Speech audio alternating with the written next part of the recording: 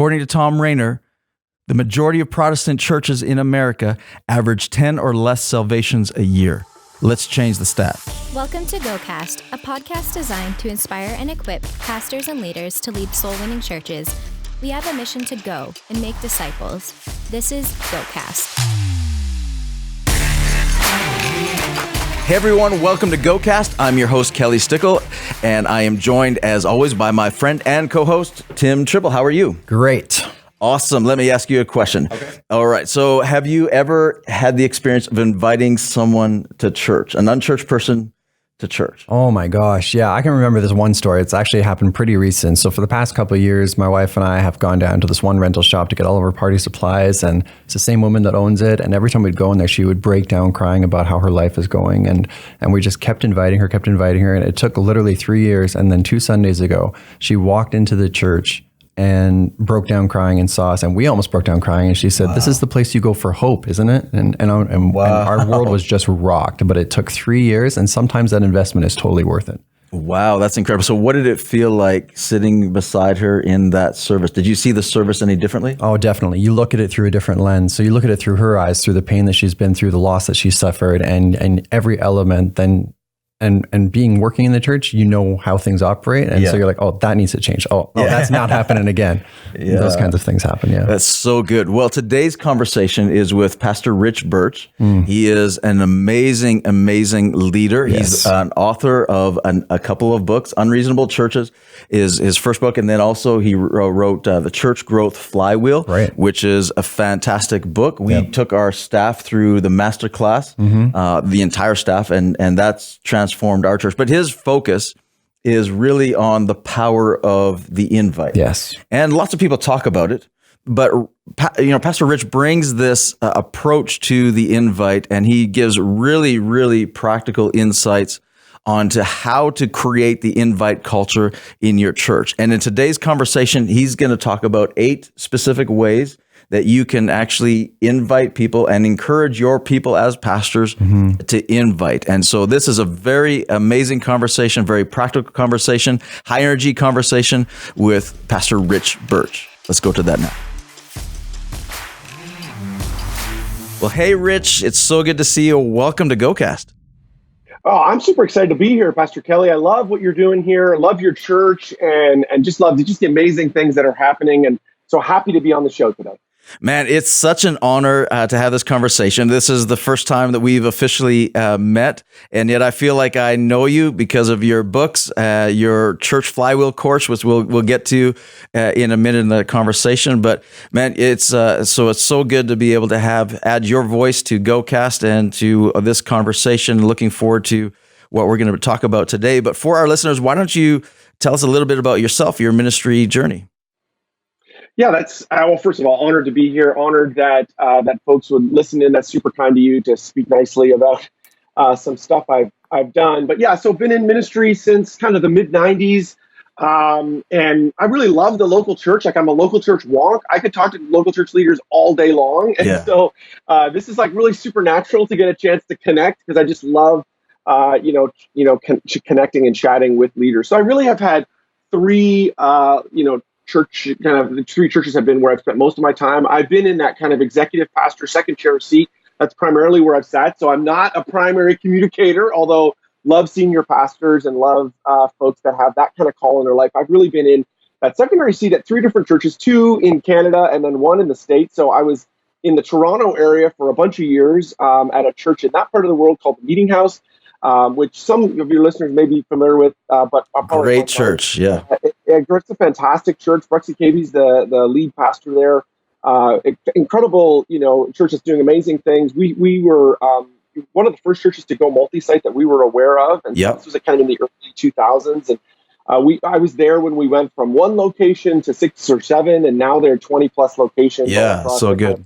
Greater Toronto area, and then for a while I was with Kerry Newhoff, with no doubt people that know him, in Connexus Church, which is kind of central Ontario, so north of Toronto, and then spent about 7 years or 8 years, almost 8 years, in New Jersey. So the Manhattan-facing suburbs of New Jersey, the kind of north end of Jersey. I always joke that we were trying to reach Snooki and the Sopranos, and so to that. And, that's awesome. Was at a there by the name of Liquid Church. Tim Lucas, lead pastor, incredible church. Again, similar kind of journey. Started there when we were in one location.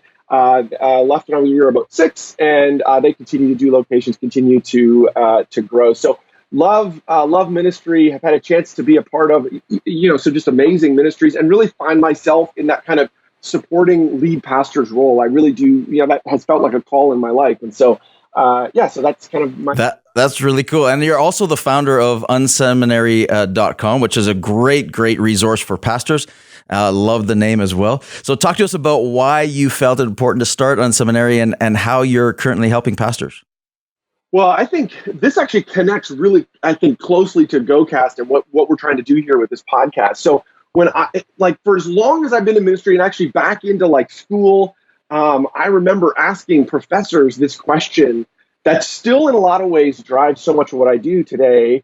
I was really struck with this idea of revival, and was struck with this idea of how do we see people come to know Jesus on a mass level? There's those statistics out there I had heard, which I think are still very true, unfortunately, that between 1990 and 2050, that the absolute attendance of, church attendance will go in half, while the population growth will nearly double. Wow! And so have been struck by that, and so for a long time I've been thinking about the question of revival and what happened in historic revivals, and I always find myself with two fairly unsatisfactory answers. One is, well, maybe God just loved those people more in that time and in that place. Maybe there was a special place where He just decided to kind of step down and do something amazing. And that's a unsatisfactory answer, because I'm that feels like, well, does that mean God doesn't love modern day, North America or Canada or whatever, America?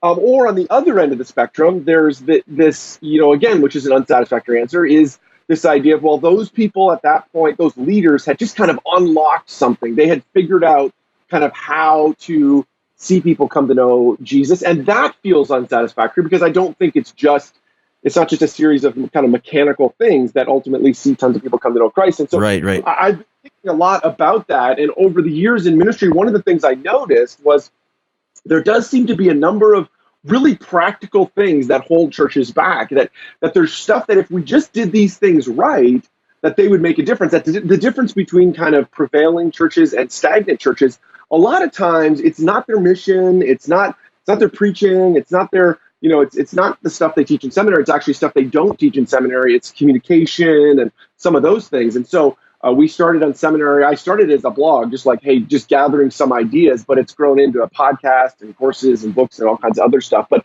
it really is focused on that stuff they don't teach in seminary. So try to be painfully helpful, try to, be practical as possible, and ultimately, help church leaders. But it's always been kind of pointing towards this idea of growth and impact. And ultimately, like we're talking about here, seeing people come to know Jesus. That's really what it's all about. Even though it's all in these kind of tactical areas, the heart behind it, the drive behind it is, hey, how do we make our churches more effective so we can see people come to know the Lord? And frankly, as pedantic or as, kind of silly practical as possible. Listen, if we can help people get better Connect cards, and those Connect cards will see people take steps towards Jesus, I'm like, let's figure out how to do the best Connect card possible, or whatever the practical thing is. That is so good.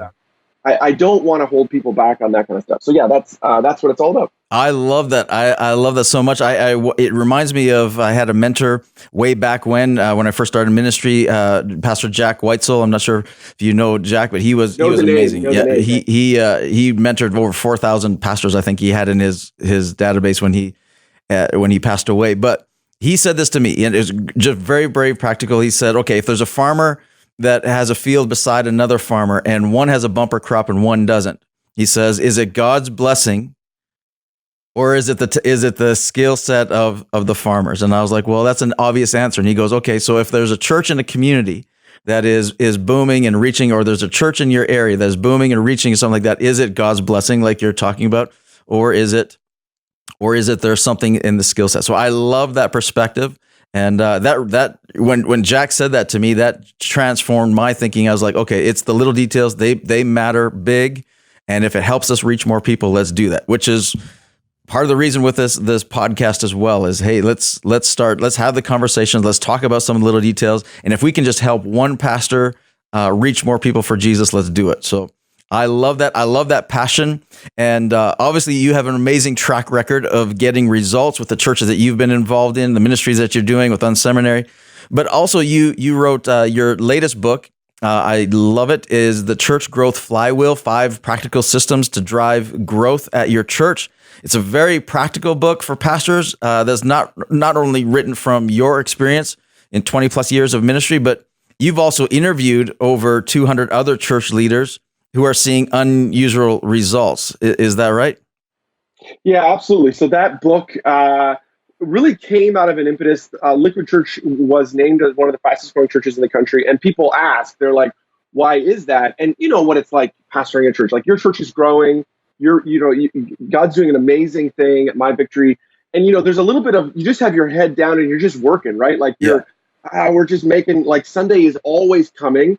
And so I was struck when people started asking, like, well, what is it that's working? And so it was kind of a step back reflection and say, okay, well, what is it that the Lord's used? Why, what is it that we think?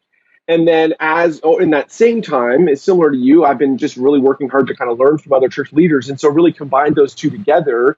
And I really do think that the 5 things we talk about in there are common among the fastest growing churches in the country. You see the things that are talked about there are we're all doing. And so it's trying to design it in a way that it says, hey, if you're not doing these things, just like start here, do this stuff first. Yeah.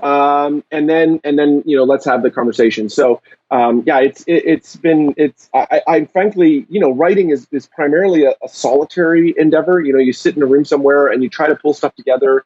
But I've been frankly humbled, by the thousands of leaders that have read that book. But even more, and churches like yours are one of them, people who have actually put stuff into application and then seen things happen. I'm like, praise God, that's amazing. Like, that just feels so great. And it's great to be a part of that. And love hearing those stories as well. Yeah, there's so many really just detailed, practical, you can immediately apply principles in the book, which I found fascinating and really loved. Also, your masterclass was brilliant, and we took our entire staff through the Church Flywheel masterclass, watched it all together, and then had discussion about it, and it was fantastic. And it made immediate changes to some of our approaches and saw incredible results. And there's a couple things that stood out to me, and we'll talk about this in the book, and we'll pull on this in the book and in the masterclass. But I love the emphasis that you put on the importance of the invite. So talk to us about the invite and the power of the invite, and some practical little tidbits on how pastors can spark the invite in their churches. All right. So people who are listening are going to say, this is not rocket science. They're going to be like, what? Like, that's it? But it really is true. The difference between growing churches and stagnant churches. Growing churches have created the kind of culture where their people talk to their friends, that invite their friends to come and be a part of it. And they don't just, it doesn't just happen magically. Like what happens is the leaders in those churches have done a number of things to really encourage inviting. And they really, frankly, kind of push on people like, hey, this is super important. They call people to the mission of inviting. Now, at a base level, that's like, of course, that's easy. Like, understand that. Go tell your people to invite their friends. But really, it's a significant mindset shift. It's really a discipleship shift. I don't really get into this in the book, but as we've kind of watched it roll out in multiple churches, that one of the things that I've been struck by is, humans, or maybe it's just me. You're a better Christian than me. I know my natural inclination is to just be worried about myself and just to be worried about who I am. But I know the longer I journey with Jesus, that he's trying to reorient me around other people, that he's trying to reorient my heart around other people. And actually, a kind of a fully formed life is one that's open and saying like, hey, what is God doing in other people's lives? I want not just what's God doing in my life. And there's that amazing thing that happens when we serve others. So really, to try to shift people's mindset from an insider mindset where we just think about ourselves to an outsider mindset. Hey, what are we doing to try to encourage and invite other people? So that's, you don't have to buy the book. There it is. That's the whole book, basically. But really what we do is dive into lots of practical ways to do that. But ultimately, for leaders that are listening in today, if you're looking for your church to make a difference, the question I would ask you is, what are you doing to practically raise the kind of invitability culture at your church, to raise the, hey, I want to, be a part of this, this deal. And so that's such a good question. Do that. We can talk about, there's lots of examples of that, but that's really the heart, the drive of the book, or just, it's not really about the book. It's about, churches that are growing. That is so good, and I attest to that. It does sound simple, but in practice and saying, okay, well, of course that's what's going to work, but you also give a lot of really cool little ideas and how to increase the invitability in your church. And that really, when I took over the church here in Lethbridge 8 years ago, that was my main focus. That was the main shift that we did. The first series I preached was right out of the book of Acts, and I specifically focused on in the Message Bible, it replaces the word Gentiles with outsiders. And I was like, look at where their focus was. Their focus was on outsiders. Let's just get our eyes out. Let's focus. Let's invite. And we're going to create, a culture where you can invite your friends. And that became our main focus. And the church grew. It worked. But then when we went through your class and we went through the book, the details in there's some really practical ideas that really work. And we're going, okay, we tweaked it again and said, let's tweak this. And again, it's increasing the invitability, which again is impacting growth. One of those little practical tidbits is you talked about preaching and the power of preaching in series. So let's expand on that a little bit as one idea of how that impacts the invite. All right. So first of all, I think, so I'm not a preacher, because what I'm about to say here is going to sound like, wow, if that guy's a preacher, he's like really high on himself. I don't think that there's anything more important than what you do as a communicator on a Sunday at your church. Like, and it's like if we were a business, if we were Starbucks, the preaching would be the coffee. Like it's so critical to what we do. We know that statistically 2/3 of the reason why people attend a church is preaching. And so if you're a pastor leading in today, we're going to get into some practical stuff here in a second, but if you're a pastor leading in today, you investing and orienting your life around how do I invest time, effort, and energy to make that part of what I do the best I can bring to the table on that, will see impact in your community. But so a part of what we talk about is, again, looking at growing churches. We see a general trend that growing churches are preaching in series. What they're doing is taking, a concept and saying, we're going to talk about it over a number of weeks. So maybe over 4 weeks, 6 weeks, 8 weeks, however, what that looks like. We're kind of packaging up what it is we're talking about and giving, some context to that. Why that's important is, we live in an information age. People are inundated with information. And so a part of what we're doing is curating the Bible for them. We're curating the message into kind of bite-sized chunks so that they can understand it better. They can kind of piece it together better. But then the other part of it, where it relates to inviting, is people, it's like, I like to call it the Netflix effect. Have you ever found yourself watching or logging in Netflix, and then you're scrolling through Netflix and you're like, I just spent 20 minutes scrolling through Netflix and I haven't actually started to watch anything. Why is that? Because our mind is wired to not just know what's on, but we want to know what else is on. And so when we kind of piece together our series or our preaching in a series orientation, it gives us the opportunity to not only talk about what we're talking about now, but then to say, hey, don't worry, we've got this next thing coming. In 3 weeks or in 2 weeks, we've got this, this next series coming, which frankly becomes, and each one of those, and one of the things, and this is the part, I'm glad you're zeroing in on this, because actually this part of the flywheel is the area that frankly we're seeing churches get the best leverage out of. It's the highest leverage part of the flywheel, which is saying every time we start a new series, let's do a bunch of things to kind of promote the series, but not really just promote the series, actually encourage our people to invite their friends. That ultimately, how do we use every one of those series as they turn over to say, hey, this is a great opportunity. Let me explain to you again that this is a chance. I would joke internally at Liquid, we would always say, it became a little bit of an internal joke. I would always say, the upcoming series, man, it's just so special. It's going to be an amazing series. And the subtext is this current thing we're on. Yeah, it's not that interesting. The next series, that's really the most important series. Yeah. And there's some truth to that. Like we're kind of constantly projecting to the future and saying, hey, now this is another opportunity for you to invite your friends. And so and one of the things that when I looked at what do we think God's using is we went 30 series in a row. So 3 years in a row in doing the exact same thing, the exact same collection of kind of promotional things. And we didn't debate them. I found myself, we were always saying, like, is this the time? Should we do invite cards for this one? Should we email people? Like, we were spending a lot of time thinking about what we should do and actually not as much time on the actual kind of what we were doing. And so what we did was we said, we're not going to debate what we're doing. These are the 8 things we're going to do. We're going to do every one of these, every series. Then the only thing we're thinking about is, okay, what is the invite card? What is the email that goes out on Thursday? What is the email that goes on Saturday? What does the trailer look like? What other social shareables are we doing? That kind of thing. And what we found was if churches will commit to that kind of regime, that leveraging every series as a chance to invite people, you don't see overnight. It's not like all of a sudden tons of people show up overnight.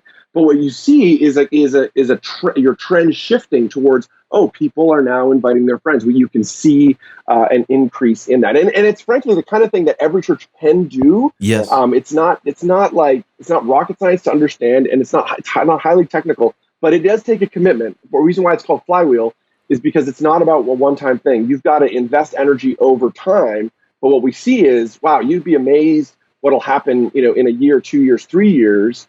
You'd be amazed, to see that, what could happen in your church over that time. That's so good. So you just touched on a number of the different elements of the plan. So just walk us through for the pastor listening and saying, okay, so a series is coming up at your church. Walk us through the 8-step plan that you have in launching a series. Absolutely. So 2 things, just to kind of philosophically, or what we see. It's not really philosophically. It's what we see happening with guests. So and I know that a guest makes a decision to come to church usually within hours of Sunday morning. So it's like they're making the decision, maybe on the Saturday or maybe the Friday or maybe even Sunday morning, frankly. Right. So you'll notice that we ramp up a lot of communication that kind of starts, a few weeks out, and then it kind of ramps up in the last couple days. And that's because of that. We know that people are making those decisions. And, this happened even with my next door neighbor who started coming to our church this year, or across the street neighbor. We just happened to ask him on a Saturday, which was the day before, and he decided yes, and he actually came. So a couple of the pieces to run through. So 2 weeks out, I think it's really important to do a kind of heads up announcement. We're noticing now, how long are series at My Victory? How long do you guys do series? Yeah, we do between 4 to 6 weeks. Yeah. Okay, so that's pretty typical. Lots of times we see that. And so at Liquid, we typically did a 4-week series. And so we were finding, 2 weeks out, we would do a heads up announcement during the Sunday morning. And so this would be an opportunity to say, hey, we just want you to know this is the next coming series, love, sex, and dating, everything you need to know from the Bible on whatever, or like, ancient truth for today, and here's a series graphic, and we're just giving people a heads up. Hey, it's coming. Right. Then a week before, we would release the same thing on a Sunday morning. We would release maybe the trailer. So we would do like a video. Hey, here's a 30-second video that kind of tells the story of the series. Another, piece of the puzzle is which can be a little bit, actually, I don't think I articulate it clear enough in the course, is this pastoral heart. This idea that, a week before somebody, yourself, a campus pastor, an associate pastor, an executive pastor, they're not doing the sales job invite. They're doing hey, can we just slow down for a second? I want to tell you why this next series is so critically important for our community. We know that the reason why we're doing this series is because we know, let's say it's a relationship series. We know that, so many marriages, X number of marriages in our community, I was talking to a divorce lawyer this week who's like, I got more business than I know what to do with, and that really struck me. Like, we've got to do something to try to turn marriages around. So the kind of pastoral heart, in that last week, we really kind of the week before, and then you can kind of feel we're increasing the intensity. The week before, we like to do social shareables. So this would be, various pieces on our social media channels that are not designed to advertise the series. This is an important distinction. They're not designed to advertise the series. They're designed to be shared by your people with their friends. And so it's not just come to our series. It's like trying to explain the why, trying to explain the heart. There were, a number of emails. People criticize me that I like email too much. I still think email is amazing. So it works. I know you said that in the course as well, and we kind of looked at each other. We're like, really, emails? They work. It's amazing. Yeah, it's funny. I do feel like I feel like I'm being vindicated because it is like, I think we've come full circle back to email. It's true. Even in marketing circles, they're coming back to that, like, everybody loved, and I still love, and we were just talking about social shareables. I think Facebook's really important. I think, Instagram is really important. I think, Twitter is important to the president. Like, there are various, social platforms that are important, but really email is critically important. So there's a couple emails. One, before we launch a series, you for sure want to do like a Thursday email. The reason why we do that is because, and what that is you could maybe you're linking to, like, here's some of those social shareables, here's the video from the weekend, here's a few words from the pastor, that kind of thing. Yeah. Social shareables on that Thursday, because people are going to go into work on Friday. They got one more shot at people at work, so you're trying to hit kind of that group.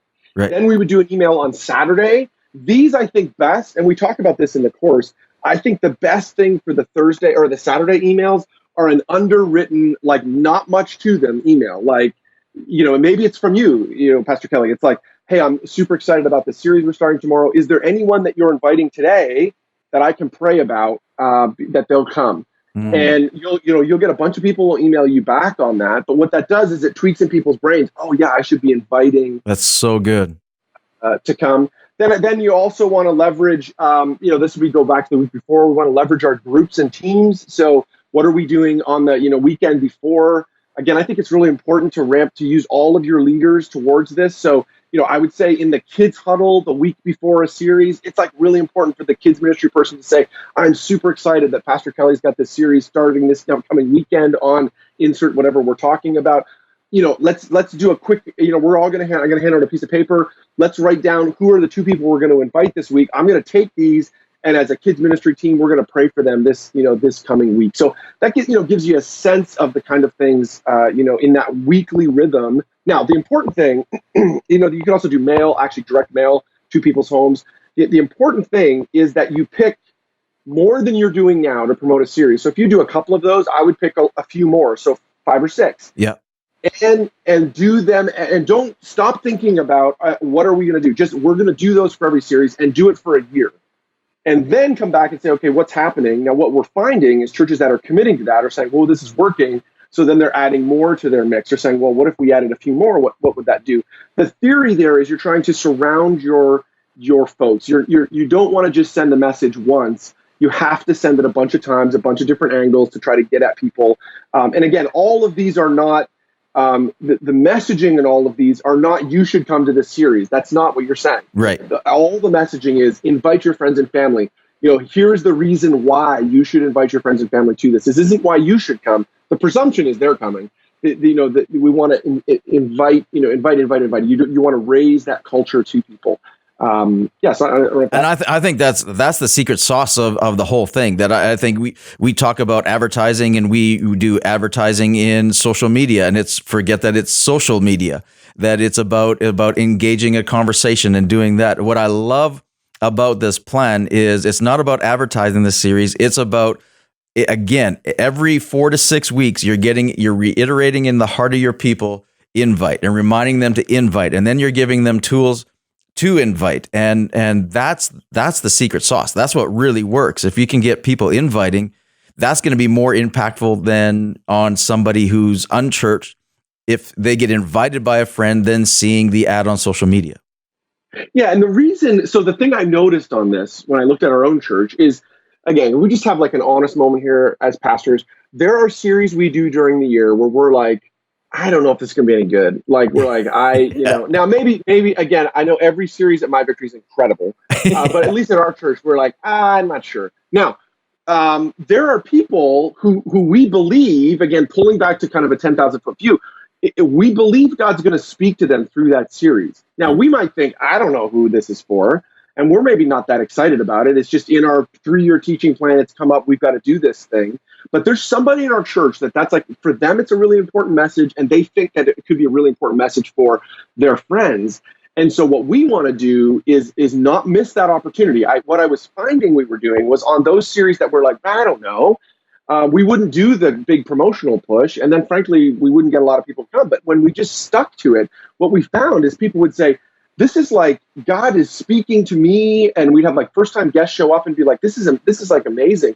And it was like, for us, frankly, like, I don't know, like we just feel like it's just obedience. It's not that we're feeling particularly passionate about it. And so we're trying to again, that may not be your case. Maybe every series at your church is the most important series ever. But for us, I think there's something to just saying, let's get on the treadmill. Let's keep articulating to people, keep articulating the why, keep phrasing it as here's what your friends will get out of it. Here's why your friends will really enjoy this. Here's why this is an important thing for them, that kind of thing.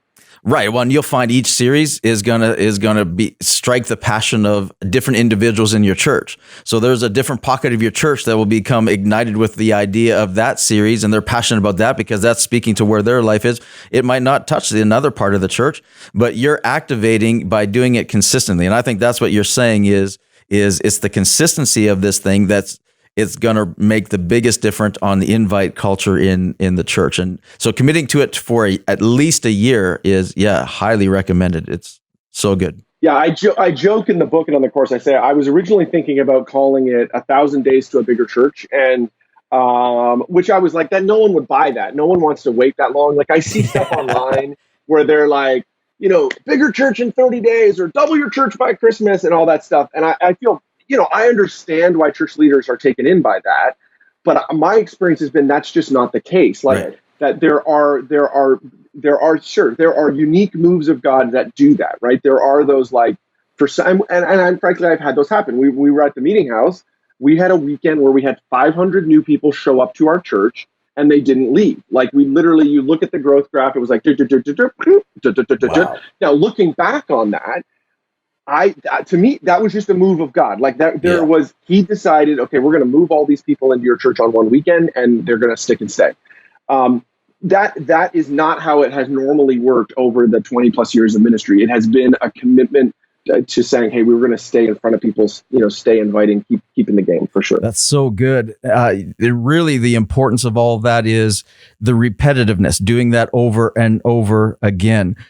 So you also emphasize strongly that taking advantage of big days in the church calendar, days like Easter and Christmas and Mother's Day, for example, are really, really important for a church to do. So talk to us about some additional strategies that you do for the big days. Sure. So for a long time in my leadership, I had like a holier than thou, look down my nose at feeling superior because I was like, listen, every weekend at our church is the kind of weekend that a guest could show up. And every weekend, we're going to do every weekend as if an outsider is going to be there. And like, we're not doing camels at Christmas time. We're not doing, Jesus is not going up into the clouds at our Easter service. Like we're not doing Easter egg hunts. We're not doing any of that stuff. I kind of frankly looked down my nose at churches that did that stuff. But you know what? The longer I journeyed in leadership, I just realized that every church has this dynamic. There are 3 or 4 weekends every year that have a disproportionate number of guests and a disproportionate number of people. Right. There are just seasons that for one reason or another, two things happen. One, your people are more likely to invite their friends, and two, their friends are more likely to come. And so we would be silly to not do extra stuff around those weekends to make our services extra invitable and then to empower our people with more tools than we do at any other time during the year to help them come and help them invite their friends. Right. And so, Christmas and Easter, those are the big ones. I would encourage church leaders that are listening in to just look at the last 5 years, 10 years data, and you'll see there are peaks throughout the year, and to look at those top 4 particularly as really important ones. And so Christmas and Easter are usually them. A lot of churches, it's Mother's Day. Now at Liquid, it wasn't Mother's Day. For years, one of our things we used to say all the time to people, we'd say, this ain't your mama's church. And so, you would be amazed, mothers don't come to a church. This ain't your mama's church. Yeah. And so Mother's Day, though, a lot of churches that Mother's Day it is. And I think that's based on, if your mom asks you to go to church, you're going to go. Or the reverse of that, if you ask your mom to come, chances are she's going to come because everybody loves their moms. Now, father's not the same. Not sure what that is. Yeah, I'm not sure. But then, so it could be that, at Connexus, you usually in the third or fourth spot, it's a little bit humbling. Our third or fourth weekend is that weekend in the fall where people get an extra hour sleep, which is a little humbling because you're like, if people just get an extra hour sleep, they would come to church. That's one of ours too. That's our fourth. Humbling, right? I wish it wasn't that. And usually there's like one of the New Year ones, or not a New Year. So like either in January or like maybe in September, that kind of thing. And so our recommendation on the big days thing is to take all that stuff that we do at, that for a series, you do all of that, but for one day. But then add some more on top of that, like whether it's usually most of these days have a kind of broader, and as an example, most of these days have a broader kind of PR or public relations impact. So like, your local newspaper or local websites are writing about what to do at Christmas time. You need to get in front of those people and get an article written by them. I had a good a friend of mine, but then also a guy who's followed all this stuff. He's a church planter, church of, at the time they were their first year out. They were a couple months old, and they did a big Easter thing. And he literally just kind of followed, copy and pasted our PR stuff, and got out. They're in a community of about 500,000 people, so a pretty big community, and lots of churches doing all kinds of great stuff.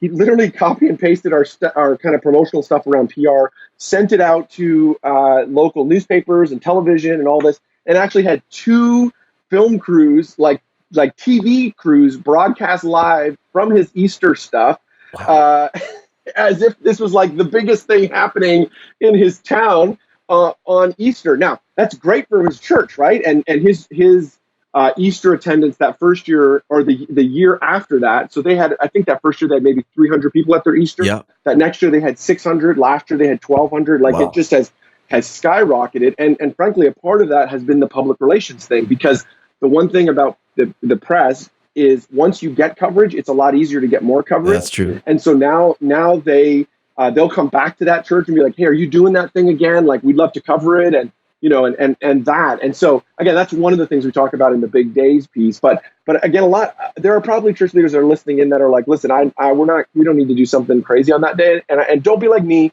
You're losing out on an opportunity. There are people who are just frankly more likely to come on that day. So what are we doing to do 2 things? 1, make a service that they're more likely to come to.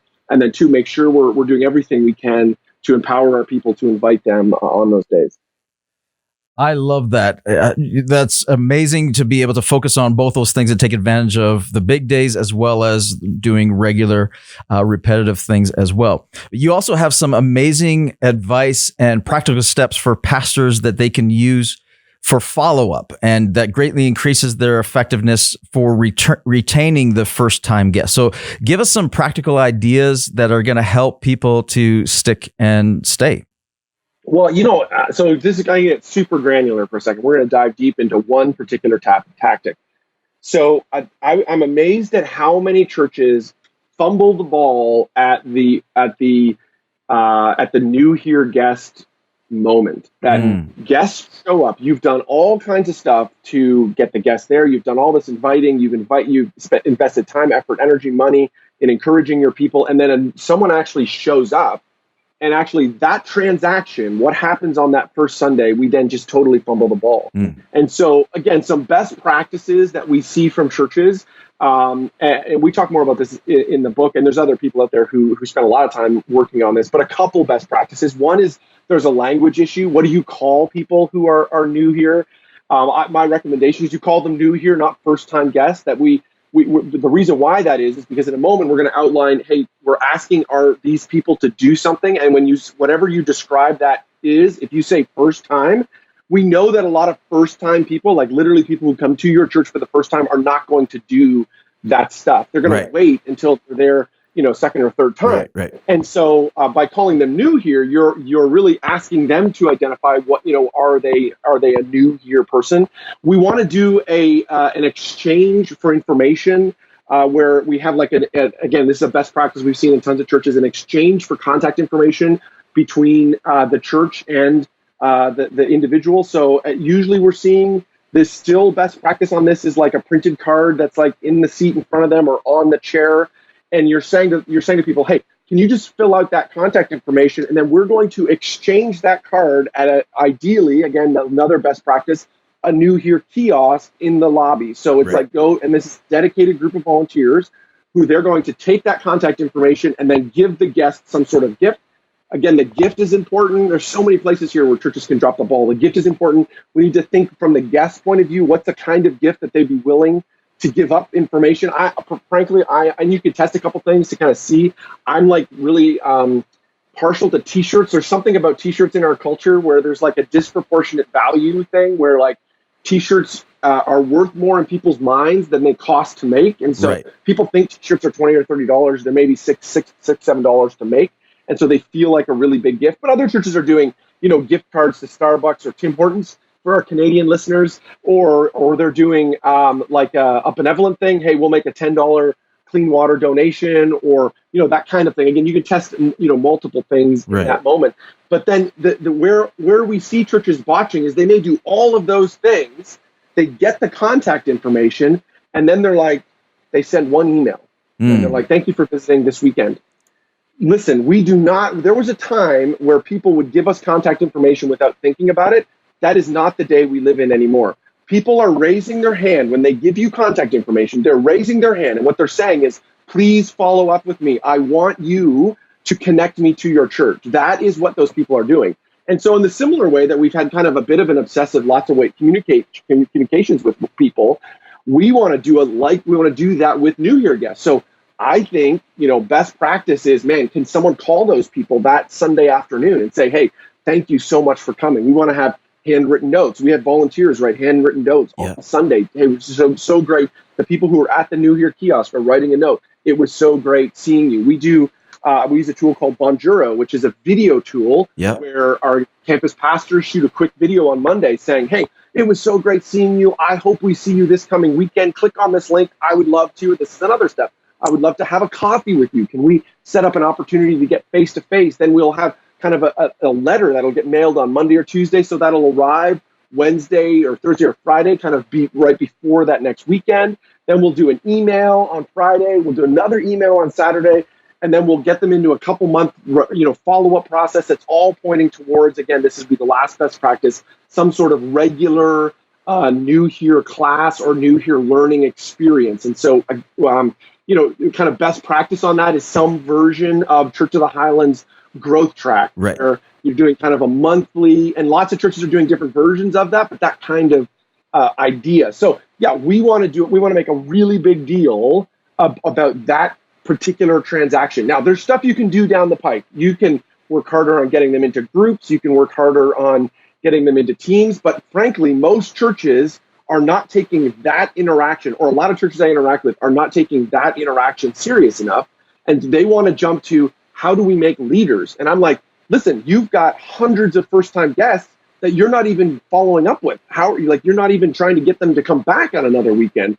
Let's not talk about leaders yet. Let's figure out the kind of, for lack of a better word, the top end of the funnel. How do we move them just a little bit farther down?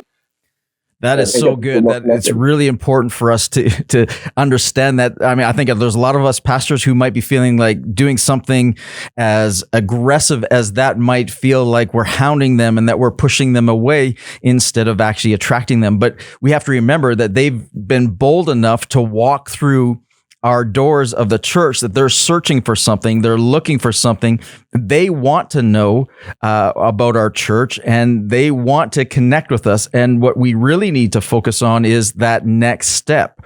What are they supposed to do next? So if we can reach out to them in multiple ways of communication and make it clear to them what the next step is, that's really going to help. I remember reading about Hillsong Network and Hillsong churches. And they said, if you can engage and get 50% of people to respond in engagement in the first-time guest, to respond back to an email or get them to engage in a second conversation, if you can maintain 50% of that, your church will at minimum grow 7% a year, is what they've discovered. Absolutely. Yeah. And that, most churches, the problem isn't over communication or saturation, which I think the fear that a lot of church leaders feel. They're like, that feels like a lot. The problem is obscurity. People do not know what is going on. And we're nowhere near the priority that we need to be in people's lives. It's Right. our job to raise that level, to say, hey, and then I think, frankly, if I can be so bold, if people aren't connecting to your church, one of the common things we hear, I've done a bunch of exit interviews over the years, and Yep. one of the common things you hear in those is when people leave a large church. I spend most of my time working in large churches. When people leave large churches, what they don't say is, you know what, I'm going to go across the town to the other large church with the lights and great band. That's not typically what they say. Right. What they say is, I'm going to go to the church around the corner from my house. The pastor happened to walk by last week and was like super nice to me and knew my name. And so I'm going to go there. Most of our churches, the problem is people come to them and we don't respond to them. We don't take the initiative to try to get them connected. If you can do that, again, you'll see your church grow. And I love that, 50%, translating to 7% growth. That's amazing. That's fantastic. Yeah, that's really cool. And they've got some experience in getting those numbers. So which is really good, man. This has been so good. Thank you so much, Rich, for doing this. I know you got the minds of pastors spinning. So is there anything that I should have asked that I haven't? No, I just a word of encouragement for folks that are listening in. I know that leading in a local church is hard. Like you may not know this, but there's like a lot easier things to do in life than be pastor. And so, I know there are folks that are listening, and I hope this hasn't made you feel like, oh gosh, there's a whole bunch of stuff I got to do. What we're trying to do is come alongside you, give some practical tactics, and be super clear on here are some things you could do. But at the end of the day, I love church leaders. I know that you are working to serve and love and care for your local community. And, stay plugged in, stay listening to GoCast. There's all kinds of great guests here who will give you all kinds of great practical help and inspiration, frankly, to stick at it. Because, there can be a lot of Mondays that are super discouraging because you come back and it's like, oh gosh, I'm not sure yesterday was that fantastic. But you know what?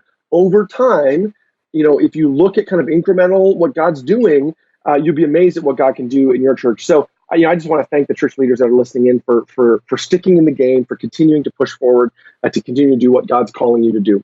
That's awesome. And I want to thank you so much for what you do as well. I know you've taken your experience as an executive pastor, but I really feel that your ministry, your books, your blogs, everything that you're doing you're really becoming the executive pastor for the churches who can't afford an executive pastor. You're focusing on some of the details that some of the us pastors, we miss, and we need somebody who has eyes on, like you have eyes on, and you give us such practical insight into things that I think really helps at that executive level, works on those details and really benefits. So I highly recommend everyone to follow you on unseminary.com. Get your books. It's an amazing resource. Where else can our listeners connect with you online? Well, you know what? I'd love to give your listeners the first 3 chapters of that book for free, so they don't even have to buy it, if that's fine. Yeah. So if you could, we'll just send them to churchgrowthflywheel.com/GoCast. So that's churchgrowthflywheel.com/GoCast. They can go there and download the first 3 chapters of the book, so then they can see I don't know. And to be honest, there's enough in those first 3 chapters to get the ball rolling. To kind of, it documents a bunch of what we talked about today, so that should help them take that first step. Awesome. Thank you so much for that. And thank you for your time, Rich. This has been awesome. Thank you for coming on. Thanks so much. What an amazing conversation with Rich Birch. I know a lot of our heads are spinning with all the information that we just heard. So I'd encourage you to go back and listen to it again. There's so much in here. What was your big takeaway? When he was talking about the difference maker being, we don't just talk to our friends about church, but we actually desire for them to be a part of it and are willing to do whatever it takes to get them there. Kind of like the guys in the Bible that lowered their friend through the roof just to get them to Jesus. We need to do the same thing when inviting our friends to church. That's so good. So good. My big takeaway was the idea, the 8 steps that he talked about. Mm-hmm. But he didn't just talk about the 8 steps and doing that once. He talked about the consistency of doing it and the importance of doing it consistently over a long period of time. He said a minimum of a year, but he was encouraging longer than that to do it, because the purpose of that whole idea of consistency is it creates the culture of invite, and constantly as pastors, as leaders, talking about the invite, providing tools for the invite, and really building the whole culture around the invite as kind of a keystone habit that I think is vital for church growth. Such amazing stuff. Well, that was so good. We've got so much more coming. We're excited about how do people get into the conversation with GoCast and join Go Team and be a part of what we're doing. Totally. Hit iTunes, go and look up GoCast, listen to all these episodes, rate and review them, and let us get this word out as quickly as possible. That is awesome. You can also find us on Instagram. We have a Facebook group as well. We'd love for you to join the conversation and help us move soul-winning churches forward. Next week, we have an amazing conversation with Pastor Larry Gregory from Lehigh, Florida. And let's go to a snippet from that conversation now. It's amazing, what can happen where just a simple invitation. You look at in the Bible where it talks about, Philip invited Nathaniel, and Nathaniel came in and had a relationship with Christ. It's the same way. There's power in invitation, right? Where you just invite somebody. Hey, man, Jesus loves you, man. He cares about you. Why don't you come check out our service, and you can hear something really can change your life. Wow! And it's amazing how people could just come. That's how I got saved. I got saved because somebody invited me. Can't wait for next week's episode. But before we get to that, just a reminder to all of those who listening to GoCast, watching GoCast, man, take advantage of Rich's offer of 3 free chapters of his new book, The Church Growth Flywheel. It's highly, highly recommended, and I think it's going to really impact you. So if you go to churchgrowthflywheel.com/GoCast, you can get 3 free chapters there. Man, can't wait to see you next week in our conversation with Larry Gregory. Thank you so much for joining us, GoCast. We'll see you next time. Thank you for joining us for this episode of GoCast. We hope you feel inspired and better equipped to take your community for Christ. Make sure to subscribe to receive each new episode as it's released. Let's go and break the stat together.